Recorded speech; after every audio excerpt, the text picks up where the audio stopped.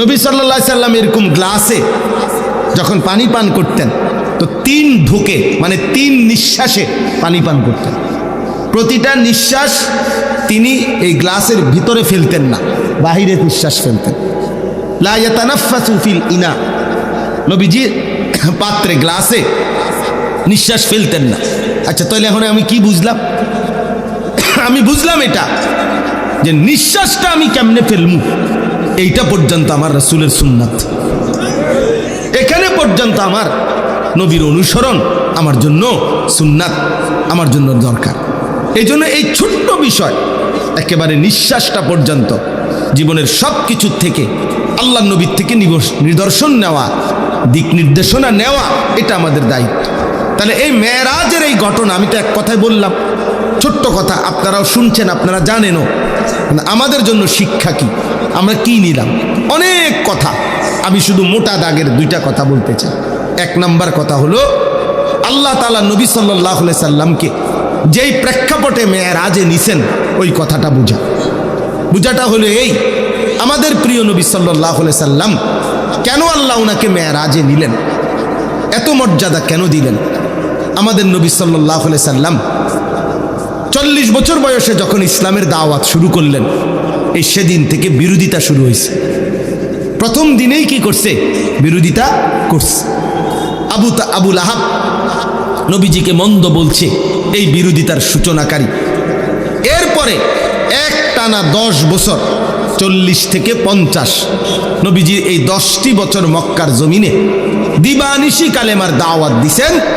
আর এই মক্কার কুরাইশরা, কাফেররা প্রতিনিয়ত আমাদের নবী সাল্লাল্লাহু আলাইহি সাল্লামের বিরোধিতা করছেন, ওনার বিরুদ্ধে ষড়যন্ত্র করছেন, ওনাকে অকথ্য গালিগালাজ, শারীরিক নির্যাতন, ওনার সাহাবীদের উপরে জুলুম নির্যাতন প্রতি কদম কদম বাধাগ্রস্ত করছেন। নবী সাল্লাল্লাহু আলাইহি সাল্লাম একদিনের জন্য থামেন নাই। তিনি তার মিশন, আমি সংক্ষেপে বলতেছি, কাজ করে গেছেন। 10ম বছর আইসা নবুয়তের 10তম বছর, মানে নবীজির বয়স তখন 50। 40 বছর বয়সে শুরু করিলে তো 10 বছর পরে কত?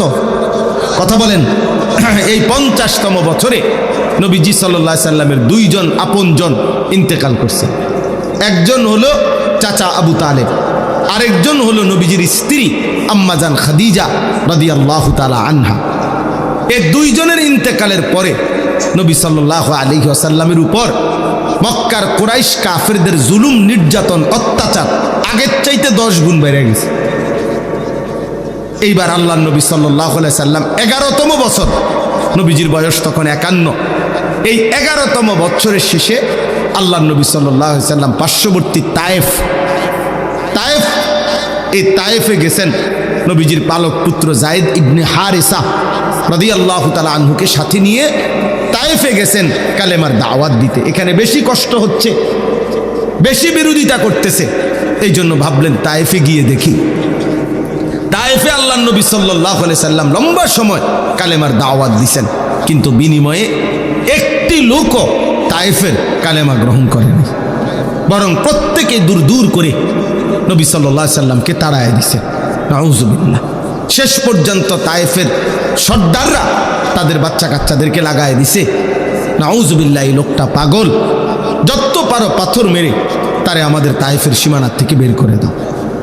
ছেলেরা অজরে পাথর মারছে, পাথর মারতে মারতে আল্লাহ নবী সাল্লাল্লাহু আলাইহি সাল্লাম পাথরের আঘাতে রক্তাক্ত হয়ে তায়েফের ময়দান থেকে বের হয়ে গেছেন। তায়েফের সীমানার থেকে যখন বের হয়েছে, এত বেশি পাথরের আঘাত, আল্লাহর কসম বাপ, আল্লাহ নবী সাল্লাল্লাহু আলাইহি সাল্লাম হযরত যায়েদ বলেন, নবীজির পবিত্র জুতা মুবারক এবং পায়ের তালু রক্তে জমাট বাইদা এভাবে আটকায় গেছে যে আমি জুতা খুলতে পারতেছিলাম না।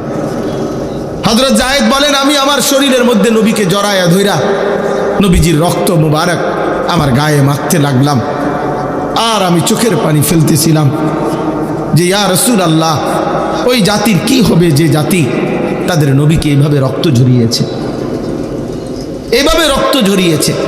আল্লাহ নবী সাল্লাল্লাহু আলাইহি সাল্লাম এই রক্ত মাখা দেহ নিয়ে তায়েফের সীমানার থেকে বের হয়ে নাখলা একটি জায়গায়, একটি খেজুর এবং আঙ্গুরের বাগানে আশ্রয় নিছে।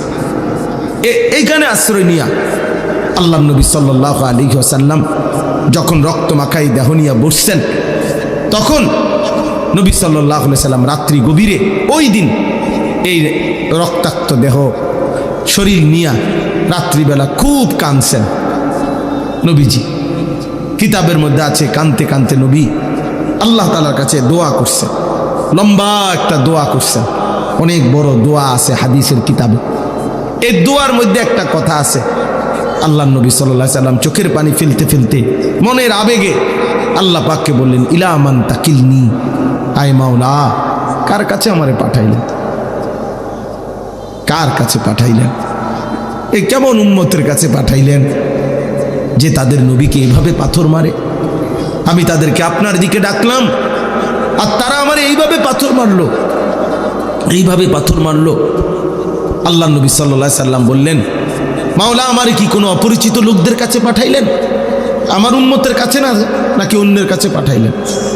আবার বললেন, মাওলা আমার কি কোনো দুশমনের কাছে পাঠাইলেন, যাদের উপরে আমার কোনো ক্ষমতাই কার্যকর হলো না, আমার কোনো কথাই প্রভাব ফেললো না। এরকম অনেক কথা বলছেন নবীজি, লম্বা মনের আবেগ এগুলো বলছে। মজার একটা কথা শুনেন, আমার এটা বলার উদ্দেশ্য হলো শিক্ষণীয় একটা বিষয় আমাদের জন্য, যে এই কথাগুলো বলে, ওই যে আমি একটা কথা বলছি যে আমরা বলেই যাব, আল্লাহর কথা বলেই যাব, আমরা বিদআতের বিরুদ্ধে বলেই যাব, আমরা গুমরাহির বিরুদ্ধে বলেই যাব, এই যে একটা কথা আছে, এইখানে নবীজি একটা কথা বলছে রাত্রি গভীরে, মাওলা আমি আপনার কাছে আমার মনের আবেগে এগুলো বললাম, তবে আমার একটা কথা মাওলা, আপনার কাছে আমি শুধু এতটুকু আবদার করি, ইনলাম তাকুন আলাইয়া গাদাবুন ফালা উবালি। এই কথাইটা নবী বলছে, আয় মাওলা শুধু এতটুকু বলেন যে আপনি আমার উপরে নারাজ হন নাই, আপনি আমার উপরে রাগ করেন নাই। যদি বলেন আপনি নারাজ না, ফালা উবালি, অতএব আমি আর কোনো কিছুতে পরোয়া করি না। এবার আমার পক্ষে কে বিপক্ষে কে, গ্রহণ করলো কয়জন, বিরোধিতা করলো কয়জন, পাথর মারলো কয়জন, আদর করলো কয়জন, এটা আর আমার দেখার বিষয় না। আমার দেখার বিষয় হলো আপনি অসন্তুষ্ট কিনা। যদি বলেন আপনি অসন্তুষ্ট না, ফালা উবালি, আমি আর কোনো পরোয়া করি না। আপনি খুশি, আমার চলবে, আপনি রাজি থাকলেই চলবে। আল্লাহ তাআলা গ্রহণ করা এটা বড় বিষয়। করলাম তো অনেক কিছু, বানাইলাম তো অনেক কিছু, কিন্তু মহান আল্লাহ পাক রব্বুল আলামিন গ্রহণ করলেন না, কবুল করলেন না, তো লাভ হলো না। এই জন্য কোরআনুল কারীমের মধ্যে আছে, হযরত ইব্রাহিম আলাইহিস সালাম এবং তার ছেলে ইসমাইল, ওনারা দুইজনে মিলে আল্লাহর হুকুমে কাবা ঘর, আল্লাহর ঘর কাবা যখন পুনর্নির্মাণ করলেন, ওয়া ইদ ইয়ারফাউ ইব্রাহিমুল কাওয়াইদা মিনাল বাইতি ওয়া ইসমাইল, আল্লাহ তাআলা নিজেই সেটা বর্ণনা করছেন। ইব্রাহিম এবং ইসমাইল আল্লাহর ঘর কাবা পুনরায় তৈরি করলেন আল্লাহরই হুকুমে। সমস্ত কার্যক্রমটা আল্লাহর হুকুমে, আল্লাহ পাক দিক নির্দেশনা দিয়েছেন। জিব্রাইলের উপস্থিতিতে কাবা ঘর পুনর্নির্মাণ করছেন। তো এরপরে যখন কাজটা শেষ হয়েছে, আল্লাহর ঘর নির্মাণ, তখন কোরআনে আছে যে ইব্রাহিম আলাইহিস সালাম আল্লাহ তাআলার কাছে দোয়া করছে। এই দোয়ার মধ্যে বলছেন, রব্বানা তাকাব্বাল মিন্না ইন্নাকা আনতাস সামিউল আলিম। এই কথাটা বলতে চাচ্ছি। ইব্রাহিম আলাইহিস সালাম বললেন, আল্লাহ আপনি আমাদের এই খেদমতটুকু কবুল করে নেন। রব্বানা তাকাব্বাল মিন্না, আপনি কবুল করে নেন। এই যে কথাইটা, এটা হলো বড় বিষয়, যে আল্লাহ আপনি আমাদের এই আপনার ঘর নির্মাণের এত বড় মহান খেদমত। তো খেদমত তো অনেক বড়, ঠিক আছে বুঝলাম, কিন্তু আপনি গ্রহণ করলেন কিনা সেটা হলো দেখার বিষয়। এই জন্য আল্লাহর কাছে আলাদাভাবে দোয়া চাইছে, আল্লাহ আমাদের এই খেদমতটুকু তাকাব্বাল, আপনি গ্রহণ করে নেন, আপনি গ্রহণ করে নেন। এই জন্য আমরা প্রত্যেকেই নিজেদের সমস্ত নেক আমলের ক্ষেত্রে আল্লাহ তাআলার কাছে দোয়া করা বেশি বেশি, যে আল্লাহ আপনি গ্রহণ করে নেন, আপনি কবুল করে নেন। এটা মুমিনের জন্য, ইমানদারের জন্য বড় বেশি জরুরি। খুব বেশি পরিচিতি অপরিচিতি এটা কোনো বিষয় না। কাউরে কেউ অনেক মানুষ চিনে, কাউরে কম মানুষ চিনে, এর মধ্যে আহামরি তেমন কিচ্ছু আসে যায় না। একজন মনে করেন 10,000 মানুষের সামনে বয়ান করলো, আরেকজন 10 জনের সামনে, কোনোটাই সফলতা ব্যর্থতার কিছু নেই। 10,000 শ্রোতা হইলে উনি সফল, 10 জন হলে উনি ব্যর্থ, এমন কিছু না। কোরআন সুন্নাহ ইসলামের দৃষ্টিতে এটা কোনো বিষয় না। ইসলামের দৃষ্টিতে মূল বিষয় হলো আল্লাহ তাআলা গ্রহণ করা, আল্লাহ তাআলা কবুল করা। 10,000 মানুষ 10 লাখ মানুষের সামনে বলল, কিন্তু মহান আল্লাহ পাক কবুল করলেন না, তো কোনো লাভ নেই। আবার 10 জনকে বলছে, একজনকে বলছে, আল্লাহ তাআলা গ্রহণ করে নিয়েছেন, সেটা বহুতই দামি, সেটা বহুতই উঁচা খেদমত। এই জন্য পরিচিতি অপরিচিতি জনপ্রিয়তা এগুলো কোনো বিষয় না। বিষয় হলো আল্লাহ তাআলা গ্রহণ করা। কোরআন শরীফে মনে করেন 25 জন নবী রাসূলের নাম আছে। 25 জন, কতজন? তো নবী রাসূল কি মোট 25 জন? তো বাকিদের নাম কি? পৃথিবীর অন্যান্য কিতাবের মধ্যেও এই নবীদের নাম নাই। আরও নয়তো শতখানিক মিলাইলেও কষ্ট হবে। সব মিলাইয়া 100-200 নবীর নাম খুঁজে বের করা কঠিন হবে। তো মনে করেন 100 নাহলে 200-300 পাইল নাম, তো নবী রাসূল কি 300? তো 1,24,000, 2,24,000 নবী রাসূল, কিংবা তার চাইতে বেশি কম হতে পারে। তো এই লক্ষের চাইতে বেশি নবী এবং রাসূলের নাম পৃথিবীর কারো কাছে জানা নাই, কোনো কিতাবে নাই, উল্লেখ নাই। তো ওনারা ব্যর্থ, কি বলেন? এইটা আমি বুঝাইতে চাই, এটা কোনো বিষয় না। আল্লাহ তাআলা নবী সাল্লাল্লাহু আলাইহি সাল্লামকে হজ করতে বলছেন। তো নবীজি যখন হজ করছেন 10ম হিজরিতে বিদায় হজ, 1.25 লক্ষ সাহাবীর সামনে বিদায় হজ্জে এরকম ভাষণ দিয়েছেন আরাফাতের ময়দান। 1.25 লাখ, 1.25 লাখ কত? 1,25,000। তো পৃথিবীর কোনো কিতাবে 10,000 সাহাবীর নামও নাই, 5,000 সাহাবীর নামও নাই। একেবারে বাড়ি চালান দিয়েও পাওয়া যাবে না। বুঝছেন নাই কথা? পাওয়া যাবে না। তাইলে অল্প কিছু সাহাবীর নামই আছে কিতাবের মধ্যে, তাহলে এই লক্ষের চাইতে বেশি সাহাবী যাদের নাম পৃথিবীর কোনো কিতাবে নাই, কেউ জানে না, তো ওনারা সবাই ব্যর্থ, এই কথাটা বুঝতেছে। এই জন্য আমাদের জীবনের কর্তব্য হলো আমরা এই কথা দিল থেকে ভাবা যে আল্লাহ গ্রহণ করা, আল্লাহ গ্রহণ করা, আল্লাহ গ্রহণ করা। আল্লাহ তাআলা যেন নারাজ না হয়, আল্লাহ যেন সন্তুষ্ট হয়, এটা বড় বিষয়। কোরআনুল কারীমের মধ্যে আছে, আল্লাহ তাআলা বলেন রিদওয়ানুম মিনাল্লাহি আকবার। ভাই, যে কোনো লোক ঢুকতে যদি সবাই তাকায়, আপনারা যারা দেখতেছেন, তো এটা তো আপনি শেষ হইতো না। মনে করেন একজন একজন করে লোক ঢুকবো, আপনি চাইয়া থাকবেন, তো তাইলে লাভ হইল কি? তো একবারে রাস্তার যেয়ে দেখেন, যারা এখান থেকে কষ্ট করে দেখতে রাস্তার ওই লোকগুলা, আপনাদের তো কষ্ট হচ্ছে, আপনারা কষ্ট করে উঠে রোডে গিয়ে চান কেডা কেডা, তাহলে ভালো বুঝবেন। তো আল্লাহ তাআলা বলেন ওয়ারিদওয়ানুম মিনাল্লাহি আকবার, এই যে কোরআনের আয়াত, আল্লাহ তাআলা বলেন আল্লাহর সন্তুষ্টি এটাই হচ্ছে আকবার, সবচেয়ে বড় বিষয়। তাহলে সবচেয়ে বড় বিষয় কি? আল্লাহ পাকের, বলেন না, আল্লাহ পাকের সন্তুষ্টি। সন্তুষ্টি, আল্লাহর সন্তুষ্টি।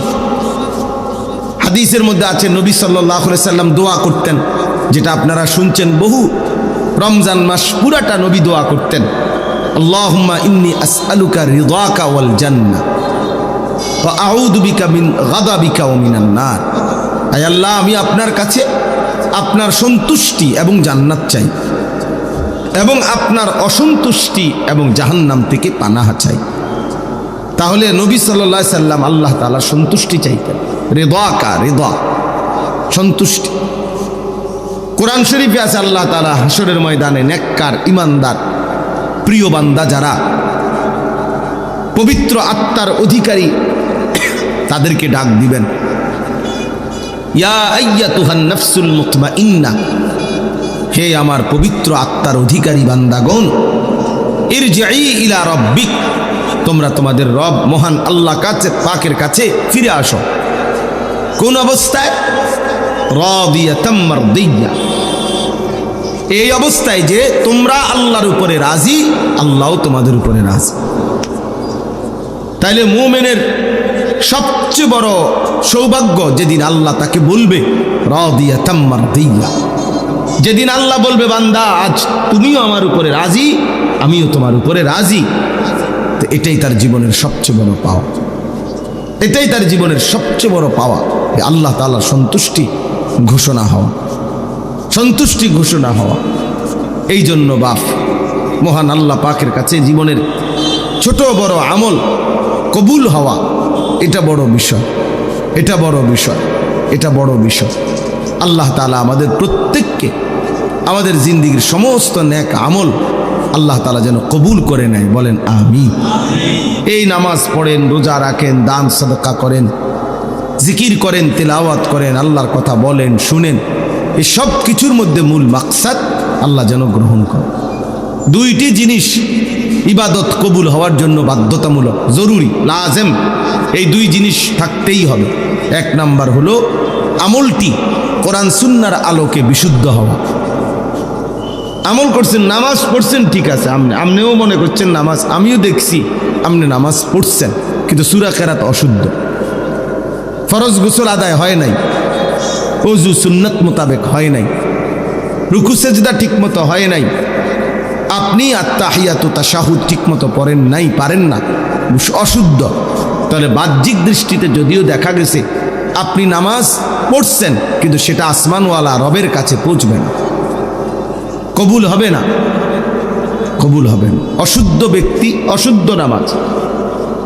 নবী সাল্লাল্লাহু আলাইহি সাল্লামের হাদিস আছে, তিলকা সালাতুল মুনাফিক, তিনবার বলছে নবীজি, তিলকা সালাতুল মুনাফিক, তিলকা সালাতুল মুনাফিক, ওই নামাজ মুনাফিকের নামাজ, ওই নামাজ মুনাফিকের নামাজ, ওই নামাজ মুনাফিকের নামাজ।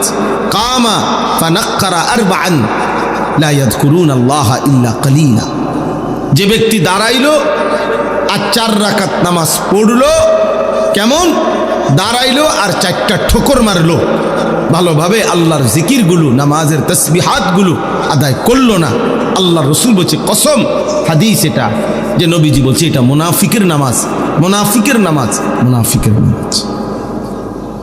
তাহলে আপনি না ভাবলেন আপনি নামাজ পড়ছেন, কিন্তু শুদ্ধ তো হলো না, শুদ্ধ তো হলো না, তো মুনাফিকের নামাজ হলো। হাদিসের মধ্যে আছে এটা, আল্লাহ নবী, আল্লাহ পাক কোরআনে বলছে মুনাফিকের চিহ্ন, হাদিসেও আছে, কোরআনেও আছে।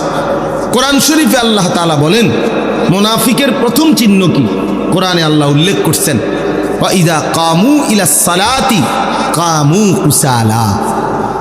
মুনাফিকের প্রথম চিহ্ন, মুনাফিক তারা যারা নামাজ আদায় যখন করে অলস ভাবে, নামাজ পড়ে না, এটা না, নামাজ পড়ে না তে তো কোনো বাদে, তারে কোনো গণাতে ধরে না কেউ, ইসলামে বেনামাজিরে কোনো গণাতেই ধরে না। এটা কোনো মানুষও না, পায়জামাও না, এটা কোনো প্লাস্টিকও না, এটা কোনো জাতও না, অজাতও না, এটা কিচ্ছুই, পাগলও না, ছাগলও না, এটা বাদ, এটা একেবারে বাদ গেছে। বেনামাজি তার কোনো তুলনা নাই। আমি সবসময় বলি বেনামাজির কোনো তুলনাহীন, তার কোনো মানুষের সাথেও তুলনা নাই, গরু ছাগলের সাথে, কুকুর বিড়ালের সাথে, জন্তু জানোয়ারের সাথেও তার কোনো তুলনা নাই। কারণ তারে যদি মানুষের সাথে তুলনা দে হবে না, কারণ মানুষকে আল্লাহ বানাইছে ইবাদতের জন্য, তো সে যেহেতু ইবাদত করে না, তো সে মানুষ না। তারে জানোয়ারের সাথেও তুলনা দেওয়া যাবে না, কারণ জানোয়ার প্রতিবাদ করে বলবে আল্লাহ আমার সাথে তারে তুলনা দিল কেন, আমারে তো আপনি সেজদা দিতে বলেন নাই, এই জন্য আমি কুকুর সেজদা দেই নাই, কিন্তু ওরে তো আপনি সেজদা দিতে বলছেন, তবুও সে দিচ্ছে না, তো আমার লগে তার বলল কেমনে? কথা বলেন নাই? কুত্তারে তো সেজদা দিতে কয় নাই, গরুরে তো বলে নাই। তাইলে বেনামাজি মানুষের লগেও তার তুলনা হয় না, ছাগলের লগেও তার তুলনা হয় না, কুকুর বিড়ালের সাথেও তার তুলনা হয় না, তার কোনো তুলনা নাই।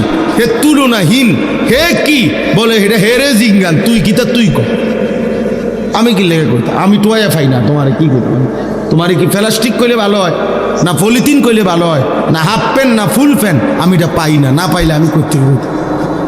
আপনি কি আমার জোর করে কয়বেন, আমি তো জানি না। এই জন্য বেনামাজির কোনো পরিচয়ই নাই। তো নামাজ পড়ে কিন্তু অলসভাবে খামখেয়ালি করে, আল্লাহ বলছে এটা মুনাফিক, এটা মুনাফিক। তাহলে চিন্তা করে দেখেন, চিন্তা করে দেখেন। তাহলে এই জন্য বললাম, কোরআন শরীফ আছে ফাখালাফা মিন বাদিহিম খালফুন আদাউস সালাহ ওয়াত্তাবাউশ শাহাওয়াত ফাসাউফা ইয়ালকাউনা গাইয়া। আল্লাহ বলেন একদল উত্তরসূরি হবে যুগে যুগে নিকৃষ্ট, একদল প্রজন্ম হবে যুগে যুগে নিকৃষ্ট প্রজন্ম। প্রত্যেক যুগে কিছু জেনারেশন এমন হবে যারা নিকৃষ্ট জেনারেশন। তারা কারা? যাদের দুইটা অভ্যাস, এক আদাউস সালাহ, তারা প্রতিনিয়ত তাদের নামাজকে নষ্ট করে দেয়। এখানেও নামাজ পড়ে না এটা না, তাফসীরে মাআরিফুল কোরআন এটার ব্যাখ্যা আছে। নামাজের যত হুকুম হাকাম এগুলো যথাযথভাবে আদায় করে না, আদায় করে না, এটাকেই বলে নামাজকে নষ্ট করে দেয়। ওয়াত্তাবাউশ শাহাওয়াত, এবং নিজের মনের ইচ্ছা মতো চাহিদা মতো চলে, নিজের মনে যা চায়, শাহওয়াত মনের কামনা বাসনা, মনের ইচ্ছা আকাঙ্ক্ষাকেই শুধু অনুসরণ করে। আল্লাহ বলেন এমন নিকৃষ্ট প্রজন্ম, প্রত্যেক যুগের এই নিকৃষ্ট মানুষগুলোকে আমি আল্লাহ জাহান্নামের সবচেয়ে নিকৃষ্ট গর্ত, সবচেয়ে বেশি আযাবের গর্তের নাম হলো গাই, এই গাই নামক গুহার মধ্যে, গর্তের মধ্যে জাহান্নামে তারে ছুঁড়ে মারবে। ফাসাউফা ইয়ালকাউনা গাইয়া। তাইলে আল্লাহ তাআলা বলছেন বাপ যে নামাজ নষ্ট করে, সুন্দরভাবে নামাজ পড়ে না, সে নিকৃষ্ট জেনারেশন। কোন রকম বললে হইতো না, আমরা আমাদের দেশের সাধারণ আও মাইতো না চাই হুজুর, আমরা কোনো আপনার লগে ফাইতাম না, আপনার গমতো কোন রকমে আল্লাহ বিল্লাহ করে কুদুর কবরে না যাও কা। আপনার কে বলছে কোন রকমে কবরে যাইতে? আপনার কোন রকমে দুনিয়ার থাকেন, আরো দুগা আপেল খাইতেন পারবেন।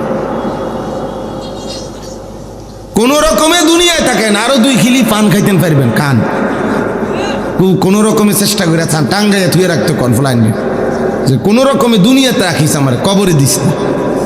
কবরে কোন রকম যাইতে বলে নাই, আপনি বললে হবো নাকি? কবরে বলছে পূর্ণ ইমানদার হইয়া যাইতে, কবরে বলছে পূর্ণ মুসলমান হয়ে যেতে, কোন রকম যাইতে বলছে আপনার মিয়া। তা আপনি দিকন কোন রকমে আল্লাহ বিল্লাহ করে কবরে যাইতে লেগেছে, কোন রকমে যাবেন কেন? আল্লাহ বিল্লাহ কোন রকমে করবেন কেন? আল্লাহ তো আল্লাহই, এটা আবার কোন রকম কি?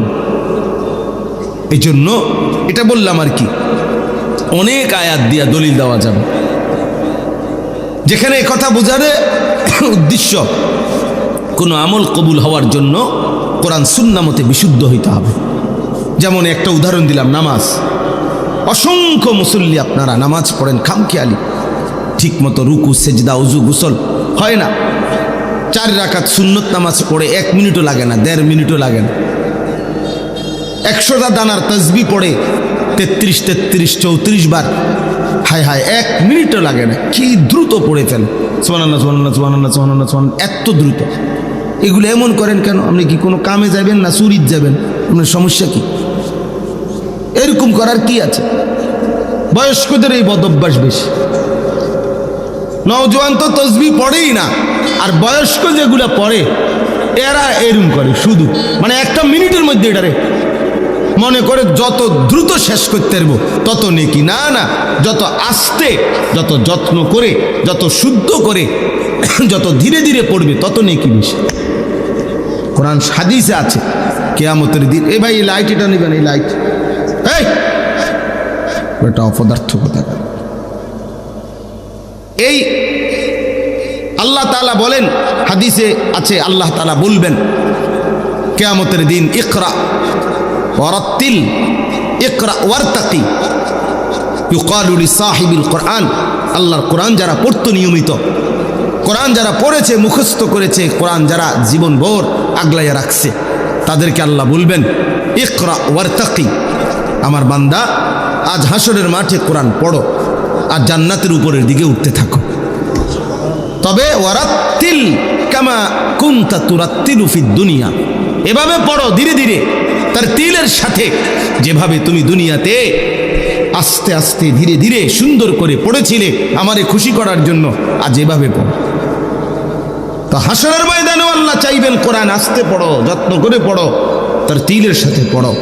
আপনি দিরা তাবাতিয়া দাবিলাম তাবামাগনান ওয়া মাকাসাব সাইজনান তারাবি উমরা তামানা তারা তাফিজি জাবরুমি মাসাদ আল্লাহু আকবার সুবহানাল্লাহ সামিআল্লাহু লিমান রব্বানা লাকাল আল্লাহু বিকিতা বিকিতা দিন নামাজ যদি মস্কারি না করলে, এগুলো মস্কারি না করলেন, এরকম নামাজ আপনাদের কে বললো? এটা আল্লাহ তাআলা তো বলছে এটা মুনাফিকের নামাজ, নবী তো বলছে এটা মুনাফিকের নামাজ, আল্লাহ তো বলছে আরে জাহান্নামে ছুঁড়ে মারবো আমি। এই জন্য বাপ, এক নাম্বার হলো শুদ্ধ হওয়া, শুদ্ধ হওয়া, বিশুদ্ধ হওয়া, বিশুদ্ধ হওয়া এটা জরুরি, বিশুদ্ধ হওয়া জরুরি। দুই নাম্বার হলো, এই কথাটা বলেই শেষ করছিলাম, এটা এই প্রসঙ্গটা, যে আল্লাহর কাছে কবুল হওয়ার জন্য দুই জিনিস জরুরি। এক, কি হওয়া? বিশুদ্ধ হওয়া। বলেন তো কি হওয়া? আবার বলে, কিসের আলোকে বিশুদ্ধ হবে? কোরআন সুন্নাহর আলোকে। কিসের আলোকে? কোরআন সুন্নাহর আলোকে বিশুদ্ধ। আমার তো বড় সুন্দর লাগে না, আমনের তো সুন্দর লাগবে হইতো না, আমনের তো সুন্দর, অসুবিধা কি? না অসুবিধা আছে, কোরআন সুন্নাহর আলোকে হইতে হবে। আমনের থেকে সুন্দর লাগলে হবে না, আপনার থেকে সুন্দর লাগলে হবে না। রাসূলুল্লাহ সাল্লাল্লাহু আলাইহি ওয়াসাল্লামের সুন্নাহ এটার মাধ্যমে হইতে হবে। আচ্ছা, তো দুই নাম্বার হলো যেটা বলতেছিলাম, প্রত্যেকটি আমল আল্লাহর কাছে কবুল হওয়ার জন্য দ্বিতীয়টা শর্ত হলো বাধ্যতামূলক আল্লাহর জন্য হওয়া, ইখলাস। আল্লাহর জন্য হইতে হবে।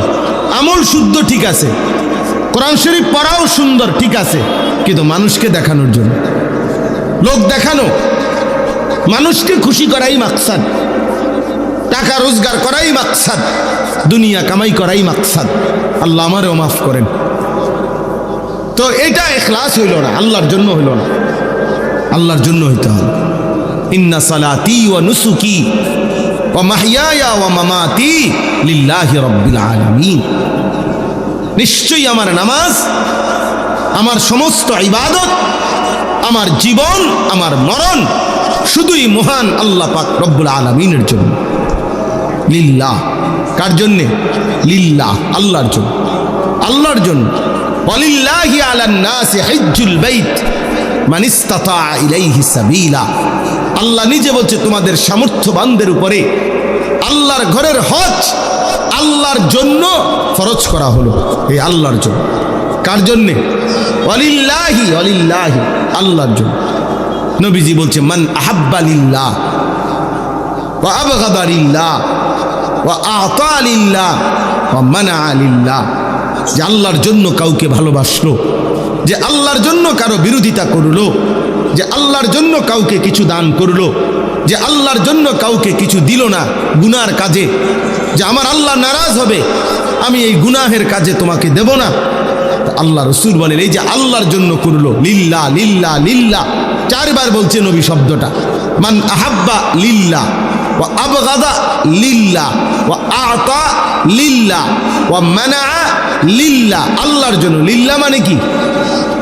ওই যে লিল্লাহ বোর্ডিং কোন, এই শব্দটা আর কি, লিল্লাহ, আল্লাহর জন্য। তো আল্লাহর জন্য করলো, ফাকাদ ইস্তাকমালাল ঈমান, নবী সাল্লাল্লাহু আলাইহি সাল্লাম বলেন তার ঈমান পূর্ণ হয়ে গেল, ঈমান পূর্ণ হলো, তার ঈমান পূর্ণ হলো। অতএব এটা জরুরি বিষয়। তাইলে আমি আপনাদের সামনে যেই প্রসঙ্গটা প্রথম শুরু করেছিলাম, কি ছিল ওটা? যে পরিচিতি অপরিচিতি, অনেক মানুষ চিনা অচেনা, এটা কোনো বিষয় না। এটা কি মূল বিষয়? না। মূল বিষয় কি? আল্লাহ গ্রহণ করা, আল্লাহর কাছে কি হওয়া? বলেন না, কবুল হওয়া। আল্লাহর কাছে কি হওয়া? বলেন, কবুল। আর আল্লাহর কাছে কোনো আমল কবুল হওয়ার জন্য কয়টি জিনিস জরুরি? দুইটি। এক নাম্বার, কোরআন সুন্নাহর আলোকে কি হওয়া? বিশুদ্ধ হওয়া। দুই নাম্বার, আল্লাহর সন্তুষ্টির জন্য হওয়া। ফালিয়ামাল আমালান সালিহা, এক আয়াতে আল্লাহ এটা বলে দিছে, ফামান কানা ইয়ারজু লিকা রাব্বিহি, আখিরাতে যারা তোমরা আল্লাহর সাক্ষাৎ চাও, জান্নাত চাও, তোমাদের দুইটা জিনিস খেয়াল রাখতে হবে। ফালিয়ামাল আমালান সালিহা, তার প্রতিটি আমল যেন হয় বিশুদ্ধ আমল। আর ওয়ালা ইউশরিক বিইবাদাতি রাব্বিহি আহাদা, আল্লাহর ইবাদতে আল্লাহর সাথে কাউকে শিরিক করা যাবে না, মিশানো যাবে না, শুধুই আল্লাহর জন্য করতে হবে। আল্লাহ বলেন এই দুই জিনিস ঠিক করে আইবা। এক, বিশুদ্ধ আমল। দুই, আমি আল্লাহর জন্যই শুধু আমল। তাহলে আমি আল্লাহ আমার দিদার জান্নাতে তোমাকে দান করব, আমি তোমাকে আমার সাক্ষাৎ দেব, আমি তোমাকে আমার সাক্ষাৎ দেব, তুমি আমাকে দেখবা। ইলা রব্বিহা নাদিরা, আল্লাহ কোরআনে বলছে বান্দা দুই চোখে আমি আল্লাহকে সচক্ষে দেখব। সুবহানাল্লাহ, আল্লাহকে দেখব। এই জন্য বাপ আমরা আমাদের আমল দেখেন, আমাদের কওমি উলামায়ে কেরাম, আপনাদেরকে বুঝার জন্য বলি বাবা, ঝগড়ার জন্য না। আমাদের এই কওমি মাদ্রাসার আলেমরা যুগ যুগ ধরে আমাদের এটা নীতি, আমরা কুফরের বিরুদ্ধে, শিরিকের বিরুদ্ধে, বিদআতের বিরুদ্ধে আমরা দিবানিশি বলি। আমাদের পূর্বপুরুষরাও বলেছেন, আমাদের আগে আমরাও বলি। আমরা বিশ্বাস করি যে কোরআন সুন্নাহর খিলাফ কোনো কাজ আখিরাতে কাঙ্ক্ষিত কোনো ফলাফল আনবে না, ফলাফল আনবে না। যত সুন্দরে লাগো, একের মানুষের ডুইলে ফেরা যাক, মানুষের একের কাইন্দা গইরাই এলাক, শিক্ষার দোক মানুষ বলে যে না, মানুষ একের শিক্ষারে মাথা আলগি দিয়ে লাইছে বা রাস্তা আলগি দিয়ে লাইছে, না, শিক্ষার দিলে হইতো না, মানুষ গইরাইলে হবে না, কোরআন সুন্নাহ মতো হইতে হবে, কোরআন সুন্নাহ মতো হইতে হবে। এইটা আমরা বলি। এই জন্য আমরা অসংখ্য বিষয়ের ক্ষেত্রে আমরা এটা বলি যেটা শিরিক। আমরা অনেক আমলের ব্যাপারে বলি যেটা বিদআত, আর তখনই আমরা গালি শুনতে হয়। কিন্তু আমাদেরও সিদ্ধান্ত এটা, আমার কিছু করার নাই, আপনি আমারে গাইলান নইলে কইনান, কিন্তু আমাকে তো বলতেই হবে। এটা আমাদের ইলমের জিম্মাদারি, এটা আমাদের ইলমের আমানত, কিছুই করার নাই আমাদের। বিশ্বাস করেন আসলেই কোনো উপায় নাই, কোনো উপায় নেই। যেটা সুন্নাত না, যেটা রাসূলুল্লাহ সাল্লাল্লাহু আলাইহি ওয়াসাল্লামের তরিকা না, যেটা সাহাবায়ে কেরামের তরিকা না, আমরা এটা বেদাত বলেই যাব। আপনি আমারে কি কইছেন গাল্লি দিয়া, এটা আমার শোনার দরকার নেই। আপনি কোন আমারে ওহাবি, ওহাবির আব্বা, ওহাবির চাচা, ওহাবির শালা, ওহাবির দুলাভাই, ওহাবির খালু, ওহাবির দাদা, ওহাবির শাস্তু ভাই, ওহাবির বঞ্জামাই, তুই যেটা মনে করি এটা কবে না, তুই বেটা তুই কবে না, তারও কিছু থাকলে কবে না, ওহাবির 14 গোষ্ঠী কবে না তুমি। অবশ্য আমার কইলে কোনো কিছু করার নাই ভাই, তুমি কইতারো, তুমি শিক্ষারে যদি মাইকো নামাও, আমার পক্ষে আর কিছু করার নাই, কারণ আমি বলতেই হবে এটা বিদআত, এটা আমার ইলমের আমানত, এটা আমার ইলমের আমানত, আমাকেও কোনো উপায় নেই স্যার। হুজুর যে যেটা করে মাইতেন না, যে যেমনে চলে চলতে দেন, ফেতনা করেন। আমি অনেক জায়গায় বলছি, মিয়া যে যেমনি যেটা করে তার কাউরে কিছু না বলা, এটাই তো মূল ফেতনা। ফেতনাই তো এটা বেটা, ও কাউরে কিছু কইতো না, যে যেমনি যেটা করে। তো যে যেমনি যেটা করলে কোরআন শরীফের আর দরকার কি, রাসূলের আর দরকার কি, কোরআন সুন্নাহর আর দরকার কি? যে যেটা করে এটাই করুক। তাহলে কথা বুঝেন নাই কথাটা? হ্যাঁ, যে যেটা, কেউ পাঞ্জাবি এমনি বাও ফরবো, কেউ উল্টাইয়া ফরবো, তো অসুবিধা কি? কেউ গেঞ্জি মাথা দিয়ে লাগবে, অসুবিধা কি? যে যেটা করে আমার সমস্যা কি? এটা বুঝি কোনো কথা হইলো? যে যেটা করুক, চলতে দেন, ফেতনা করেন, এটা মুনি ফেতনা।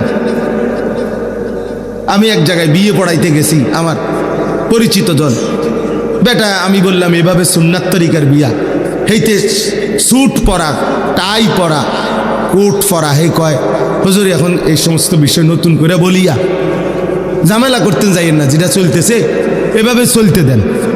পরে আমি বললাম দেখেন, এটা তো অবশ্যই যুক্তিসঙ্গত কথা, যেহেতু আমারটা এখন ঝামেলা লাগতেছে আপনার কাছে, মেহেরবানি করে বিয়েটা আমনে পড়াইলেই ভালো হয়। আমি আলহামদুলিল্লাহ ভাত খাইছি, ভাতের বুঝ হইয়া গেছে আমার। হ্যাঁ, আমি ওই সময় খানা খাইয়া লাইছি আর কি, আল্লাহ দয়া করছে আমি ভাত খাইয়া লাইছি। তাই বলে আমার খানার বুঝ হইছে ভাই, আমার কোনো আপত্তি নাই, আমিও ঝামেলা করতে চাই না, আমি তোরে যাই আমনে কম, আমরা কি আর এটা পারিনি। তা আমি বললাম আপনি পণ্ডিতি করলেন কি বিষয়ের উপরে? আপনি চিনছেন না মানুষ? হ্যাঁ, পাগলামি সব জায়গায় আছেন, চালাকি সব জায়গায় মাতবুরি করতে নাইছেন। তাহলে সে কিছুই জানো না, তুমি মূর্খ বেটা। তুমি বলতে আসো যেটা চলতে সেটা চলতে দেন, তো এটা নি ঠিক নাকি কোরআন সুন্নাহ পেশ করা এটা সঠিক? এই জন্য এটা জরুরি বিষয়। আমরা উলামায়ে দেওবন্দ আমাদের এলেমের আমানত মনে করি। আমাদের পূর্বপুরুষরাও অসংখ্য মানুষের যতজন যতভাবে বিরোধিতা করছে, আমাদের আসলাফ ও আকাবির কোনো দিন পরোয়া করে নাই।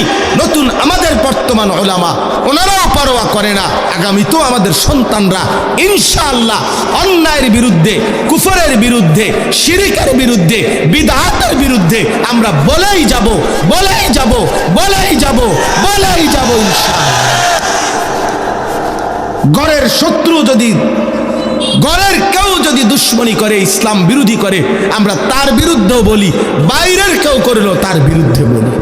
আমরা এই জন্য আমরা কাউকে উলামায়ে দেওবন্দ কোন ভ্রান্ত, কোন গোমরাহকে ছাড়ে না। এটা উলামায়ে দেওবন্দের আজীবনের রক্তে মেশা বৈশিষ্ট্য। এই জন্য আমরা সাদ নামের ওই ভণ্ডকেও ছাড়ি নাই। আমরা, সে আমাদের কওমি মাদ্রাসার লেবাস ধরে, দেওবন্দি পোশাকের লেবাস ধরে, দেওবন্দি ধারার মধ্যে উলামায়ে কেরাম থেকে বিচ্ছিন্ন করার জন্য গোমরাহ, এই গোমরাহ ব্যক্তিটা সাদ নামের দিল্লির এই গোমরাহ ভ্রান্ত ব্যক্তিটা তার কিছু অনুসারী দিয়ে উম্মতের মধ্যে বিভ্রান্তি ছড়াচ্ছে, আলেমদের থেকে উম্মতকে বিচ্যুত করার চেষ্টা করছে।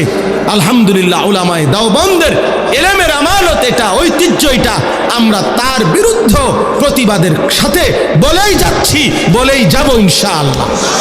এটা আমরা বলবোই। সাদ ভণ্ড, সাদ ভণ্ড, সে উম্মতকে ধোঁকা দিচ্ছে, জাতিকে ধোঁকা দিচ্ছে। অতএব এটা আমাদের আমানত। আমরা এছাড়া আমাদের কোনো বিকল্প সুরত নাই। ইয়ানফুনা আনহু তাহরিফ আল গালিন ওয়া ইনতিহাল আল মুবতিলিন ওয়া তা'ওয়িল আল জাহিলিন। রাসূল তিনটা দায়িত্ব দিয়ে গেছেন নবী সাল্লাল্লাহু আলাইহি সাল্লাম, যাকে আল্লাহ তাআলা ইলম দান করছেন। কোরআন সুন্নাহর এই ইলমের জিম্মাদারি তিনটা নবী বলে গেছেন। এক নাম্বার, গালিন মানে সীমা লঙ্ঘনকারীরা, ইসলামের মধ্যে যে কোনো বিচ্যুতি করবে, আল্লাহ তাআলা নবী বলছেন প্রত্যেক যুগের উলামায়ে কেরাম এই সীমা লঙ্ঘনকারীদের দ্বীনের মধ্যে যত তাহরিফ, যত বিচ্যুতি, গুমরাহি কথাবার্তা তা দূর করবে, উম্মতকে সতর্ক করবে। দুই নাম্বার, ওয়ান্তিহাল আল মুবতিলিন, যত বাতিল যখনই যত চক্রান্ত করবে, এই বাতিলের চক্রান্ত উম্মতের কাছে তুলে ধরবে, ধরায় দিবে, এটা উলামায়ে কেরামের দায়িত্ব। ওয়া তা'ওয়িল আল জাহিলিন, অজ্ঞ মূর্খদের ভুল ব্যাখ্যা উম্মতকে সচেতন করে দিবে, এই ভুল ব্যাখ্যার বিরুদ্ধে, এটা উলামায়ে কেরামের দায়িত্ব, এটা দায়িত্ব। আমার একজনে বলল যে হুজুর জুমার খুতবা, হ্যাঁ আপনার মুসল্লিরা বোঝে না, এই জন্য জুমার নামাজের খুতবাটা পুরাটা বাংলায় পড়া উচিত। অনেক পণ্ডিতরা চালুও করছে অনেক জায়গায়, পুরা খুতবা বাংলা বাংলা বলে, অর্থাৎ ওই যে দাঁড়াইয়া যে দুটা খুতবা পড়ে এইটাই বাংলা পড়তে হবে, এটা বোঝে না বেশি। তা আমি বললাম যে এটা কি ইনসাফের কথা হইলুনি, যে বাংলা আরবিটা বোঝে না এই জন্য বাংলায় খুতবা পড়তে হবে কেন? বরং আপনি আর উল্টোটা প্রচার করেন, আপনি যেটা উল্টা করলেন এটা না, বরং উম্মত যেন খুতবা শুনতে তার আরবি লাগেই, তাহলে উম্মতের প্রতিটা মুসলমানকে আরবি শিখার প্রতি আরো আগের চাইতে 100 গুণ বেশি উৎসাহিত করেন। কথা বোঝেন নাই? এটাই না আপনি কইবেন মি, আপনি এমনি এমনি না কইবেন, এমনি কনকা হেইতে এটা বোঝে না দেখে বাংলা করতে কি লেখা, না বাংলা করবো কি লেখা, তুই আরবি শিখবি বেটা, পারবা শিখবে বেটা, কানাডা যাইতে কানাডার ভাষা শিখা যায়, চায়না গেলে চায়নার ভাষা শিখতে পারে, জাপানি ভাষার প্রশিক্ষণ বাংলাদেশে সেন্টার আছে, চাইনিজ ভাষা শিক্ষার বাংলাদেশে সেন্টার আছে, কানাডার ভাষা শিক্ষার সেন্টার আছে, ইংরেজি স্পোকেনের শিক্ষার ট্রেনিংয়ের সেন্টার আছে, IELTS সব কিছু। ইউরোপের ইংরেজি শিখবার জন্য, ব্রিটিশ উচ্চারণ ইংলিশ শিখার জন্য হাজার হাজার প্রতিষ্ঠান আছে। তাহলে দুনিয়ার প্রয়োজনে, চাকরির জন্য, টাকা রোজগারের জন্য যদি ভিন্ন ভাষা শিখা যায়, আসমানের জন্য, আখিরাতের জন্য, জান্নাতের জন্য, পরকালের মুক্তির জন্য আরবি ভাষা শিখবা না কেন? বলে কেন শিখবা না? তুমি বুঝো না তো, না বুঝতে শিখো, না বুঝতে শিখো, তুমি অসুবিধা কি? এই জন্য দয়া করে কথাটা লম্বা করলাম, আপনাদের কাছে এটা বুঝাইতে চাই, আপনারা মেহেরবানি করে সুন্নাতের উপরে, কোরআনের উপরে, আল্লাহর দ্বীনের উপরে, উলামায়ে কেরামের সুস্পষ্ট সঠিক দিক নির্দেশনার উপরেই চলবেন, থাকবেন। বলেন ইনশাআল্লাহ। বিদআতকে ঘৃণা করবেন, সুন্নাতকে আঁকড়ায় ধরবেন। বলেন ইনশাআল্লাহ, বলেন ইনশাআল্লাহ। আমরা সুন্নাতকে উম্মতের কাছে পেশ করি এবং আলহামদুলিল্লাহ আমরা সুন্নাতের উলামায়ে কেরাম কওমি মাদ্রাসায় যুগ যুগ ধরে সুন্নাতকে আঁকড়ায় ধরে। বলে আশ্চর্য, কয় আমল থাকলে কি নবীর প্রেম নেই। ওমা এইটা কোন ধরনের কথা? ভাত খাইলে কি ফ্যাট ভরে নাই? দেবো যেটা কত হইলো, ভাত খাইলে কিলে ফ্যাট ভরতো না। আমল করে নবীর বলে প্রেম নাই, তো নবীর একেবারে স্পষ্ট করে দিছে। কিছু এই ষড়যন্ত্রকারীরা, ছদ্মবেশীরা আজকে উম্মতকে বুঝাইছে যে রাসূলুল্লাহ সাল্লাল্লাহু আলাইহি সাল্লামের প্রেম, নবীর ভালোবাসা, অনুসরণ কোনো মুখ্য বিষয় না। তুমি সারা দিন কইবা নবীরে ভালোবাসি, ভালোবাসি, ভালোবাসি, এটা মুখে যত উচ্চারণ করবা, এবার চেহারায়, সুরতে, চলনে, বলনে, আচরণে, উচ্চারণে, লেনদেনে, ঘরে, পরিবারে, স্ত্রী সন্তানের জীবনে রাসূলুল্লাহর সুন্নাতের কোনো নমুনা না থাকলেও তুমি মুখে বললেই হবে নবীকে ভালোবাসো না। আল্লাহর কসম আমরা এটা বিশ্বাস করি না। এটা ধোঁকা, ধোঁকা, ধোঁকা ছাড়া আর কিচ্ছু নাই। অনুসরণবিহীন নবীজির ভালোবাসা হয় না। কি বিহীন? বলেন না, কি বিহীন? অনুসরণবিহীন রাসূলুল্লাহ সাল্লাল্লাহু আলাইহি সাল্লামের ভালোবাসা হতে পারে না। ভালোবাসা এবং অনুসরণ এক সূত্রে গাঁথা। এই কাগজ, এই কাগজের এই পিঠ 4 কালার, এত কিছু নাম লেখা, এই পিঠেতে কিচ্ছু নাই, এটা হালাই দেন। কথা বলেন না কেন? এই পিঠে কোনো লেখা আছে তো এই পিঠের কি দরকার? এটা ফেলে দেন না। এটা যেহেতু লেখা নেই, এই পিঠটা দিয়ে তো সারবো, এটা হালান কেমনে ফেলাইবেন? আরে এই পিঠ রাখতে হলে এটা থাকতে হবে নি তো, তাইলে এটা আপনি সরাবেন কিভাবে? লেখা না থাকলেও এটা সরাবেন কিভাবে? তাহলে এই পিঠ আর ওই পিঠ যেমন বাধ্যতামূলক, আল্লাহর কসম নবী সাল্লাল্লাহু আলাইহি সাল্লামের অনুসরণ আর ভালোবাসা এরকম এই পিঠ ও পিঠ বাধ্যতামূলক, বাধ্যতামূলক, এটা বাধ্যতামূলক। এটা আল্লাহর নবী সাল্লাল্লাহু আলাইহি সাল্লামকে ভালোবাসলে অনুসরণ করতে হবে, অনুসরণ করলে ভালোবাসতে হবে। আল্লাহ আমাদেরকে তৌফিক দান করেন। এই আমার একটা প্রসঙ্গ হলো। আর একটা প্রসঙ্গ, আর অল্প একটু কথা বললেই আমি আমার কথা শেষ করব। কোরআনুল কারীমের যেই আয়াতটা আমি পড়ছি, এবার এইটার উপরে একটু কথা বলি। কোরআনুল কারীমের একটি প্রসিদ্ধ সূরা, সূরা বনী ইসরাইল, 15 নম্বর পারা, 17 নম্বর সূরা। এই সূরার প্রথম আয়াত আমি আপনাদের সামনে পড়েছি। এই আয়াতটা আপনারাও অনেকেই ছোটবেলার থেকেই হুজুরদের ওয়াজ, মসজিদের জুমার বয়ান ইত্যাদি যারা নিয়মিত শুনে, কমপক্ষে কিছুটা শুনে, তাদের কাছে এই আয়াতটি পরিচিত আয়াত। সুবহানাল্লাযী আসরা বিআবদিহি লাইলাম মিনাল মসজিদিল হারামি ইলাল মসজিদিল আকসাল্লাযী বারাকনা হাওলাহু। এই আয়াত অর্থ হইল, এই আয়াতটি আমাদের প্রিয় নবী সাল্লাল্লাহু আলাইহি ওয়াসাল্লামের জীবনের ঐতিহাসিক মর্যাদাপূর্ণ একটি বিশেষ ঘটনা, সেটা হলো মেরাজ। এই মেরাজের ঘটনার উপরে দলিল দিতে গিয়ে কোরআনের এই আয়াতটিকে উল্লেখ করা হয়। তাইলে এইখানে আল্লাহ তাআলা রাসূলুল্লাহ সাল্লাল্লাহু আলাইহি সাল্লামের মেরাজের প্রথম স্তর নবীজির, এটা এখানে উল্লেখ করছেন। আমাদের প্রিয় নবী সাল্লাল্লাহু আলাইহি সাল্লাম মহান আল্লাহ পাক রব্বুল আলামিনের কাছে আরশে আজিম পর্যন্ত মেহমান হয়ে মেরাজে গিয়েছিলেন। বলেন আলহামদুলিল্লাহ। এটা আমরা জানি কিনা সবাই? এই ঘটনাটার দুইটা স্তর, মানে দুইটা ভাগ, দুইটা পার্ট। প্রথমটা মক্কা শরীফ আল্লাহর ঘরের কাছ থেকে মসজিদে আকসা পর্যন্ত, যেটা এখন ফিলিস্তিনে বাইতুল মুকাদ্দাস, এই মসজিদে আকসা মুসলমানদের প্রথম কেবলা। ওই মসজিদে আকসা পর্যন্ত এই প্রথম সফর, জমিন থেকে জমিন, অর্থাৎ কাবাঘর থেকে শুরু হয়েছে, ওই মসজিদে আকসায় গিয়ে শেষ হয়েছে। এইটা হলো জমিন থেকে জমিন, মসজিদ থেকে মসজিদ, মসজিদে হারাম থেকে মসজিদে আকসা, এইটা একটা অংশ। এটাকে ইসলামের ভাষায়, কোরআনের ভাষায় বলা হয় ইসরা। আসরা এখানে আছে।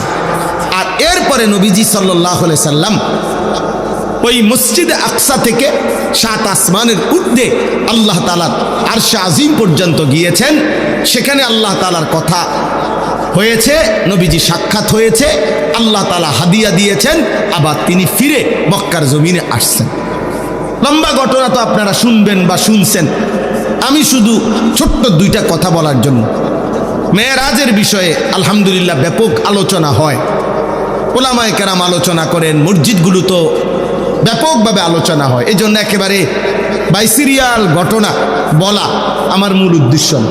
আমার মূল উদ্দেশ্য শুধু মেরাজের দুইটা কথা বলা আপনাদের কাছে। এই দুইটা কথা বললেই আমার কথা শেষ।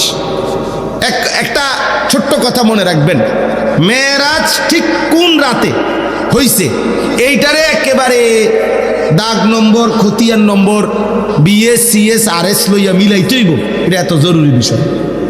জরুরি বিষয় হলো এই কথার ইয়াকিন নেওয়া যে মেরাজ রাসূলুল্লাহ সাল্লাল্লাহু আলাইহি সাল্লামের অকাট্য হাদিস দ্বারা, মুতাওয়াতির হাদিস দ্বারা এবং কোরআনুল কারীমের আয়াত দ্বারা প্রমাণিত।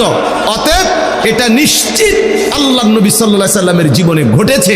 কিন্তু ঠিক এই রাত্রে এখানে একবারে দাগ নম্বর মিলানো এতটা বাধ্যতামূলক জরুরি না। কথা বুঝছেন কি না আমার? তাহলে মেরাজ হয়েছে নবী সাল্লাল্লাহু আলাইহি সাল্লামের, আল্লাহ তাআলার সান্নিধ্যে তিনি গেছেন, এই কথাটা বুঝা, এই কথার ইয়াকিন রাখা অকাট্যভাবে এটা আমাদের জন্য বাধ্যতামূলক। এটা মুতাওয়াতির হাদিস দ্বারা প্রমাণিত, কোরআনের আয়াত দ্বারা প্রমাণিত। এই জন্য অস্বীকারী বেঈমান। মেরাজকে অস্বীকারী কি? ইমানদার না। কারণ অকাট্য মুতাওয়াতির হাদিসকে অস্বীকারীর ইমান থাকে না। এই জন্য মেরাজকে ইয়াকিন রাখা, বিশ্বাস করা, এটা আমাদের জন্য জরুরি। এখন এখান থেকে আমি সবক নেওয়া, এটা হলো আমার বিষয়। নবীজির জীবন থেকে আমাদের জন্য মূল বিষয় হলো প্রিয় নবী সাল্লাল্লাহু আলাইহি সাল্লামের জীবনের সমস্ত আলোচনা দ্বারা আমাদের উদ্দেশ্য, আল্লাহ তাআলা চেয়েছেন বান্দা উসওয়াতুন হাসানা, এখান থেকে তোমরা আদর্শ নাও, এখান থেকে জীবনের পাথেয় নাও, তোমাদের জীবন চলার জন্য দিক নির্দেশনা নাও। এটা হলো আমাদের মূল বিষয়। এটা হলো আমাদের মূল বিষয়। আল্লাহ নবী সাল্লাল্লাহু আলাইহি সাল্লামের প্রতিটা নড়াচড়া আমাদের জন্য সবক। সবক কিনা বলেন না? ওই গ্লাসটা দেন। নবী সাল্লাল্লাহু আলাইহি সাল্লাম এরকম গ্লাসে যখন পানি পান করতেন তো 3 ঢোকে, মানে 3 নিঃশ্বাসে পানি পান করতেন। প্রতিটা নিঃশ্বাস তিনি এই গ্লাসের ভিতরে ফেলতেন না, বাহিরে নিঃশ্বাস ফেলতেন। লা ইয়াতানাফাসু ফিল ইনা, নবীজি পাত্রে গ্লাসে নিঃশ্বাস ফেলতেন না। আচ্ছা, তাহলে এখন আমি কি বুঝলাম?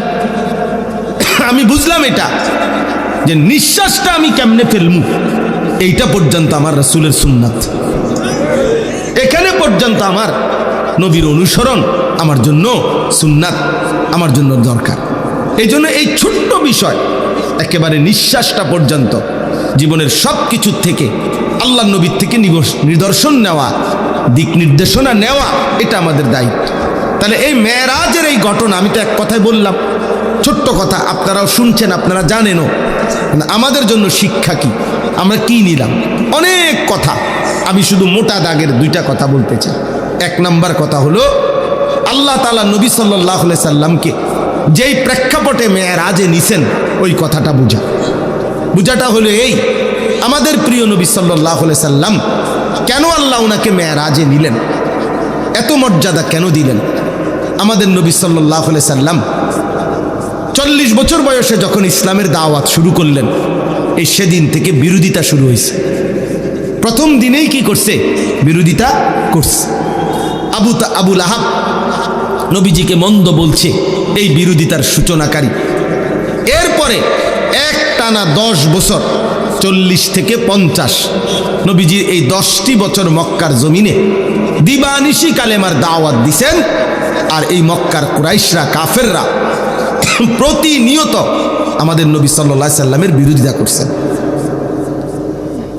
ওনার বিরুদ্ধে ষড়যন্ত্র করছেন, ওনাকে অকথ্য গালিগালাজ, শারীরিক নির্যাতন, ওনার সাহাবীদের উপরে জুলুম নির্যাতন প্রতি কদম কদম বাধাগ্রস্ত করছেন। নবী সাল্লাল্লাহু আলাইহি সাল্লাম একদিনের জন্য থামেন নাই। তিনি তার মিশন, আমি সংক্ষেপে বলতেছি, কাজ করে গেছেন। 10ম বছর আইসা, নবুয়তের 10তম বছর, মানে নবীজির বয়স তখন 50। 40 বছর বয়সে শুরু করলে তো 10 বছর পরে কত? কথা বলেন। এই 50তম বছরে নবীজি সাল্লাল্লাহু আলাইহি সাল্লামের 2 জন আপনজন ইন্তেকাল করছেন। একজন হলো চাচা আবু তালেব, আরেকজন হলো নবীজির স্ত্রী আম্মাজান খাদিজা রাদিয়াল্লাহু তাআলা আনহা। এই 2 জনের ইন্তেকালের পরে নবী সাল্লাল্লাহু আলাইহি ওয়াসাল্লামের উপর মক্কার কুরাইশ কাফেরদের জুলুম, নির্যাতন, অত্যাচার আগের চাইতে 10 গুণ বেড়ে গেছে। এইবার আল্লাহর নবী সাল্লাল্লাহু আলাইহি সাল্লাম 11তম বছর, নবীজির বয়স তখন 51। এই 11তম বছরের শেষে আল্লাহর নবী সাল্লাল্লাহু আলাইহি সাল্লাম পার্শ্ববর্তী তায়েফ, এই তায়েফে গেছেন নবীজির পালক পুত্র যায়েদ ইবনে হারেসা রাদিয়াল্লাহু তাআলা আনহুকে সাথে নিয়ে তায়েফে গেছেন কালেমার দাওয়াত দিতে। এখানে বেশি কষ্ট হচ্ছে, বেশি বিরোধিতা করতেছে, এই জন্য ভাবলেন তায়েফে গিয়ে দেখি। তায়েফে আল্লাহর নবী সাল্লাল্লাহু আলাইহি সাল্লাম লম্বা সময় কালেমার দাওয়াত দিছেন, কিন্তু বিনিময়ে একটি লোকও তায়েফের কালেমা গ্রহণ করেনি, বরং প্রত্যেকে দূর দূর করে নবী সাল্লাল্লাহু আলাইহি সাল্লামকে তাড়ায় দিছে। নাউজুবিল্লাহ। শেষ পর্যন্ত তায়েফের সর্দাররা তাদের বাচ্চা কাচ্চাদেরকে লাগায় দিছে। নাউজুবিল্লাহ। এই লোকটা পাগল, যত পারো পাথর মেরে তারে আমাদের তায়েফের সীমানার থেকে বের করে দাও। ছেলেরা অজরে পাথর মারছে। পাথর মারতে মারতে আল্লাহর নবী সাল্লাল্লাহু আলাইহি সাল্লাম পাথরের আঘাতে রক্তাক্ত হয়ে তায়েফের ময়দান থেকে বের হয়ে গেছেন। তায়েফের সীমানার থেকে যখন বের হয়েছে, এত বেশি পাথরের আঘাত, আল্লাহর কসম বাপ, আল্লাহর নবী সাল্লাল্লাহু আলাইহি সাল্লাম হযরত যায়েদ বলেন, নবীজির পবিত্র জুতা মুবারক এবং পায়ের তালু রক্তে জমাট বাইদা এভাবে আটকায় গেছে যে আমি জুতা খুলতে পারতেছিলাম না। হযরত যায়েদ বলেন, আমি আমার শরীরের মধ্যে নবীকে জড়ায়া ধইরা নবীজির রক্ত মুবারক আমার গায়ে মাখতে লাগলাম, আর আমি চোখের পানি ফেলতেছিলাম যে ইয়া রাসূলুল্লাহ, ওই জাতির কি হবে যে জাতি তাদের নবীকে এইভাবে রক্ত ঝরিয়েছে, এইভাবে রক্ত ঝরিয়েছে। আল্লাহর নবী সাল্লাল্লাহু আলাইহি সাল্লাম এই রক্ত মাখা দেহ নিয়ে তায়েফের সীমানার থেকে বের হয়ে নাখলা একটি জায়গায়, একটি খেজুর এবং আঙ্গুরের বাগানে আশ্রয় নিছে। এইখানে আশ্রয় নিয়া আল্লাহর নবী সাল্লাল্লাহু আলাইহি ওয়াসাল্লাম যখন রক্ত মাখাই দেহ নিয়ে বসছেন, তখন নবী সাল্লাল্লাহু আলাইহি সাল্লাম রাত্রি গভীরে ওই দিন এই রক্তাক্ত দেহ শরীর নিয়া রাত্রিবেলা খুব কাঁদছেন নবীজি। কিতাবের মধ্যে আছে, কানতে কানতে নবী আল্লাহ তাআলার কাছে দোয়া করছে, লম্বা একটা দোয়া করছেন, অনেক বড় দোয়া আছে হাদিসের কিতাবে। এই দোয়ার মধ্যে একটা কথা আছে, আল্লাহর নবী সাল্লাল্লাহু আলাইহি সাল্লাম চোখের পানি ফেলতে ফেলতে মনের আবেগে আল্লাহ পাককে বললেন, ইলা মান তাকিলনি, আয় মাওলা, কার কাছে আমারে পাঠাইলেন, কার কাছে পাঠাইলেন, এই কেমন উম্মতের কাছে পাঠাইলেন যে তাদের নবীকে এইভাবে পাথর মারে। আমি তাদেরকে আপনার দিকে ডাকলাম আর তারা আমার এইভাবে পাথর মারলো, এইভাবে পাথর মারলো। আল্লাহ নবী সাল্লাল্লাহু আলাইহি সাল্লাম বললেন, মাওলা, আমারে কি কোনো অপরিচিত লোকদের কাছে পাঠাইলেন, আমার উম্মতের কাছে না নাকি অন্যের কাছে পাঠাইলেন? আবার বললেন, মাওলা, আমারে কি কোনো দুশমনের কাছে পাঠাইলেন যাদের উপরে আমার কোনো ক্ষমতাই কার্যকর হলো না, আমার কোনো কথাই প্রভাব ফেললো না? এরকম অনেক কথা বলছেন নবীজি, লম্বা মনের আবেগ এগুলো বলছে। মজার একটা কথা শুনেন, আমার এটা বলার উদ্দেশ্য হলো শিক্ষণীয় একটা বিষয় আমাদের জন্য, যে এই কথাগুলো বলে, ওই যে আমি একটা কথা বলছি যে আমরা বলেই যাব, আল্লাহর কথা বলেই যাব, আমরা বিদআতের বিরুদ্ধে বলেই যাব, আমরা গুমরাহির বিরুদ্ধে বলেই যাব, এই যে একটা কথা আছে, এইখানে নবীজি একটা কথা বলছে রাত্রি গভীরে, মাওলা আমি আপনার কাছে আমার মনের আবেগে এগুলো বললাম, তবে আমার একটা কথা মাওলা, আপনার কাছে আমি শুধু এতটুকু আবদার করি, ইনলাম তাকুন আলাইয়া গাদাবুন ফালা উবালি। এই কথাইটা নবী বলছে, আয় মাওলা শুধু এতটুকু বলেন যে আপনি আমার উপরে নারাজ হন নাই, আপনি আমার উপরে রাগ করেন নাই। যদি বলেন আপনি নারাজ না, ফালা উবালি, অতএব আমি আর কোনো কিছুতে পরোয়া করি না।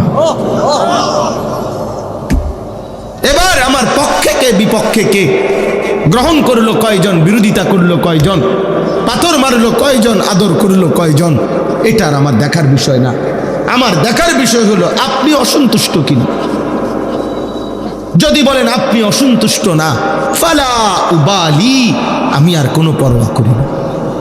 আপনি খুশি, আমার চলবে, আপনি রাজি থাকলেই চলবে, আপনি খুশি হলেই চলবে, আর কিছু লাগবে না। এই বন্ধু, এই কথাটা জরুরি। এই জন্য এক মুমিনের জীবনের বড় স্বপ্ন, মানুষে কি কইব, লোকে কি বলবে। হ্যাঁ, এই উঠতি অনেক আলেম আছেন, অনেক মসজিদের ইমাম সাহেব আছেন, আগামী দিনের নওজোয়ান আমাদের তালেবে ইলম তোমরাও আছো।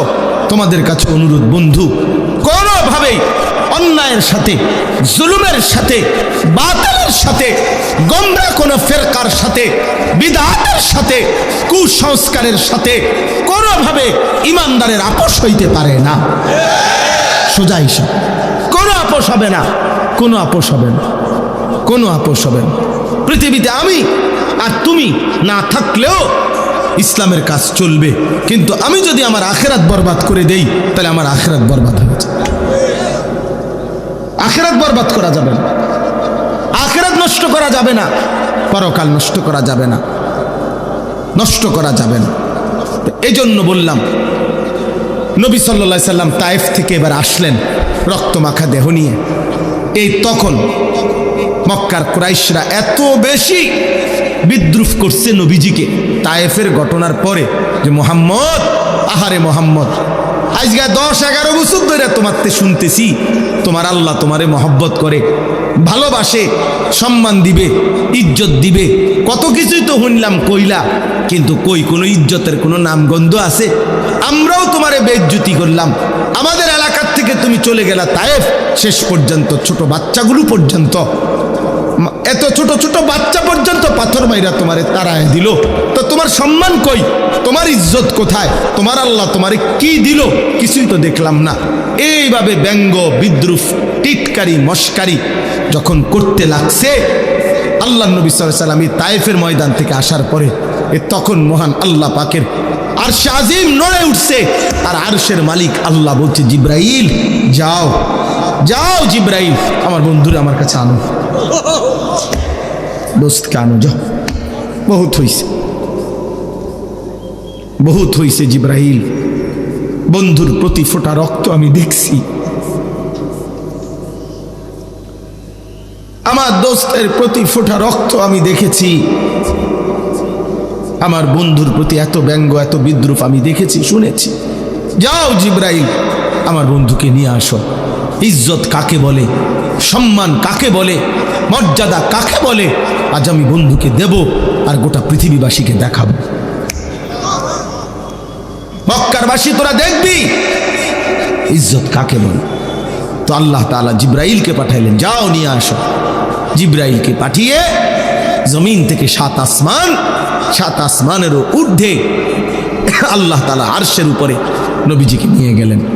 নিয়ে এই মেরাজে নিয়ে নবীকে আরশের উপরে দাঁড় করিয়ে বললেন, বন্ধু, গোটা কায়নাত, আমার সমস্ত সৃষ্টি, এমনকি আমার আরশ, সব এখন আপনার পায়ের নিচে, আর উপরে আসি শুধু আমি আল্লাহ, আর কিচ্ছু নাই, আর কিচ্ছু না, উপরে শুধু আমি আল্লাহ, এরপরে আপনি, এরপরে গোটা সৃষ্টি। অতএব এখন এই সিরিয়াল দিলাম, সম্মানের সিরিয়াল দেখাইলাম, প্রথমে আমি আল্লাহ, তারপরে আপনি রাসূলুল্লাহ, তারপরে গোটা মাখলুক। বাদাজ খুদা বুজুর্গ তুই কিস্সায়ে মুখতাসার।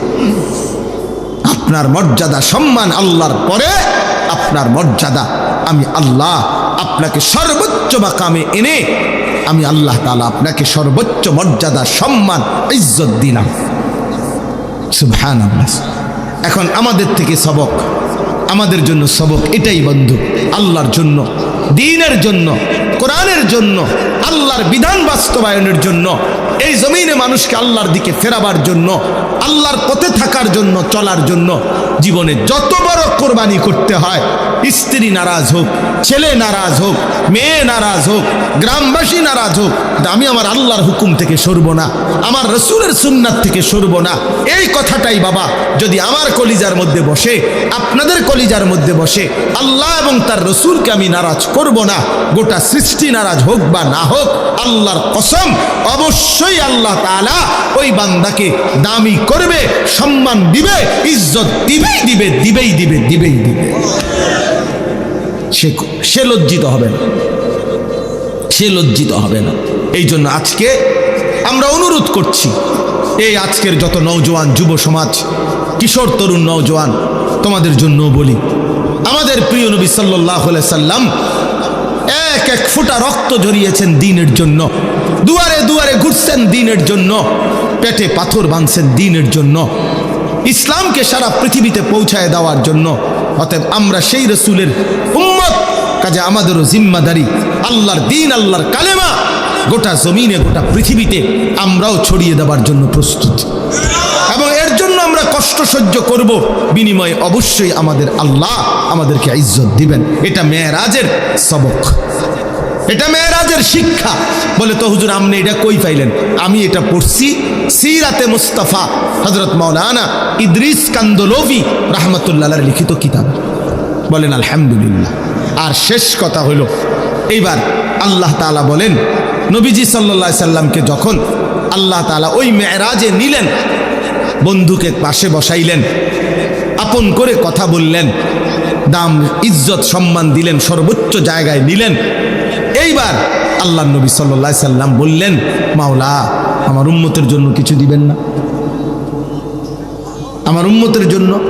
এই তখন মহান আল্লাহ পাক রব্বুল আলামিন বলেন, বন্ধু সারাটা সময় আমি তো জিব্রাইল পাঠাইয়া পাঠাইয়া আপনার জন্য কত বিধান, উম্মতের বিধান দিয়েছি, হুকুম আহকাম পাঠাইছি, কিন্তু আমি আজ বহুদিন যত্ন করে 11টি বছরের মাথায় 11টি বছর আমি আল্লাহ যত্ন করে একটি আমল এমন আমি নিজের কাছে রেখে দিছিলাম। আমি আল্লাহ তাআলা চেয়েছিলাম আমি নিজ হাতে আপনাকে আমার কাছে এনে সেই আমলটা আপনার উম্মতের জন্য, আপনার জন্য আমি নিজ হাতে তুলে দেব। এটা আমি রাখছিলাম, আর সেটাই আজকের হাদিয়া, 5 ওয়াক্ত নামাজ। অতএব দোস্ত আমার, বাপ আমার, 5 ওয়াক্ত নামাজ এটা সরাসরি মহান আল্লাহ পাক রব্বুল আলামিনের স্বহস্তে তুলে দেওয়া হবে। নবীজিকে সরাসরি তুলে দিয়েছেন, এখানে জিব্রাইলের কোনো ওয়াসিতা নাই, জিব্রাইলের কোনো মাধ্যম নাই, সরাসরি। এই জন্য আজিমুশ শান ইবাদত নামাজ, মেরাজের হাদিয়া নামাজ। অতএব মেরাজ মানে 12 ডেকসি খিচুড়ি না, মেরাজ মানে গান না, মেরাজ মানে গজল না, মেরাজ মানে কাউয়ালি না, মেরাজ মানে বাটিয়ালি না, মেরাজ মানে টুনটুন টুনটুন বাজনা বাজানো না, মেরাজ মানে বিরিয়ানি খিচুড়ি না, মেরাজ মানে ইসলামের জন্য জান কুরবানি করার সিদ্ধান্ত, মেরাজ মানে মৃত্যু পর্যন্ত 5 ওয়াক্ত নামাজ পড়ার সিদ্ধান্ত। এই জন্য আমরা এই 2 বিষয়ে রাজি তো ইনশাআল্লাহ? সবাই রাজি তো ইনশাআল্লাহ? আল্লাহ তাআলা আমাদেরকে তৌফিক দান করেন, আল্লাহ তাআলা আমাদেরকে কবুল করে নেন।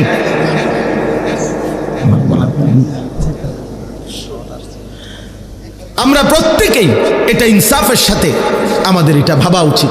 আমরা ইনশাআল্লাহ এই 2 আমল, আরো বিভিন্ন দিক আছে মেরাজের, আমি 2টা বললাম আপনাদের কাছে। একটা হলো আল্লাহর জন্য জান কুরবানি করে দ্বীনের কাজ করা, বিনিময়ে আল্লাহ সম্মানিত করবেন, ইজ্জত দেবেন। আর দ্বিতীয়টা হলো 5 ওয়াক্ত নামাজকে জীবনের তরে আগলাইয়া রাখা। বলেন ইনশাআল্লাহ? বলেন ইনশাআল্লাহ? আমার হুজুর আপনাদের একটা ছোট্ট আবদার আমরাও করি, আমরাও বলি আপনাদের কাছে, হুরুয়া ইব্রাহিমিয়া মাদ্রাসা আপনাদের প্রিয় মাদ্রাসা, দিলের মাদ্রাসা, আপনারাও জানেন, সবাই ভালোবাসেন, আমরাও জানি, মহব্বত করেন। এতটা মানুষ আপনারা জমে সুন্দর করে মহব্বতের সাথে বসছেন। আপনাদের কাছে আমার বিনীত অনুরোধ, মাদ্রাসার চারতলার যে কাজ চলতেছে সব সময় আপনারা দান করেন, আমরা জানি মাদ্রাসায় আপনাদের দানে, আপনাদের ভালোবাসাতেই, আপনাদের সহযোগিতাতেই মাদ্রাসাগুলো ধীরে ধীরে আগাচ্ছে। আজকেও আমি অনুরোধ করি এই মোবারক মাহফিলে মাদ্রাসার এই চারতলার জন্য সিমেন্ট রড সহ এই কার্যক্রমের জন্য আপনাদের একটু সহযোগিতা আমিও চাই।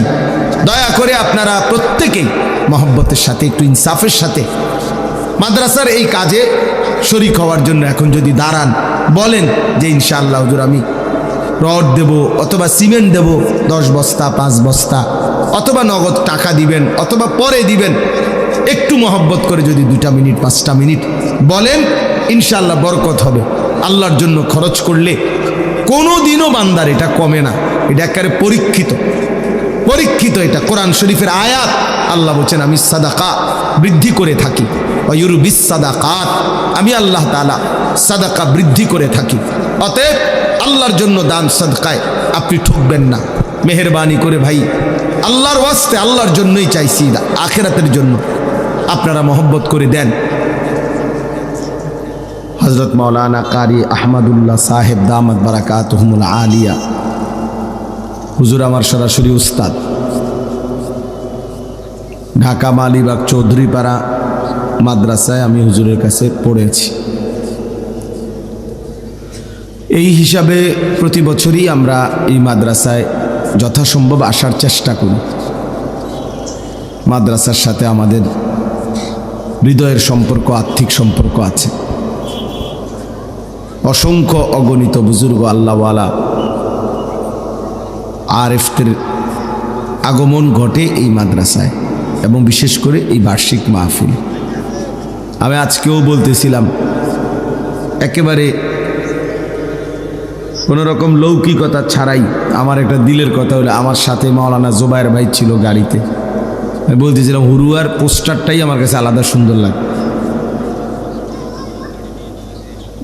মানে পুরা পোস্টারটাই মাহফিলের অনেক সুন্দর সাজানো, ওটা দেখলেই চিনা যায়।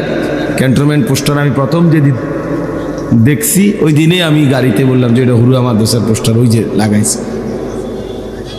তো এই জন্য আলহামদুলিল্লাহ এই মাহফিলটিকে বাস্তবায়ন করতে গিয়ে এলাকাবাসী, মহল্লার সমস্ত লোকজন, ওলামায়ে কেরাম, সাধারণ মানুষ, তালিবে ইলম, সবাই যথেষ্ট আন্তরিকতা নিয়ে এই মাহফিলটাকে সাজিয়ে থাকে। এবং ওলামায়ে কেরাম যারা বয়ান করতে আসেন, দেশ বিখ্যাত ওলামায়ে কেরাম সব সময় এই মাহফিলে বয়ান করেন। তা আমরা বিশেষভাবে দোয়া করি আল্লাহ তাআলা যেন এই মাদ্রাসা, এই মাহফিল, কোরআনের এই বাগান কিয়ামত পর্যন্ত কায়েম করে দেন।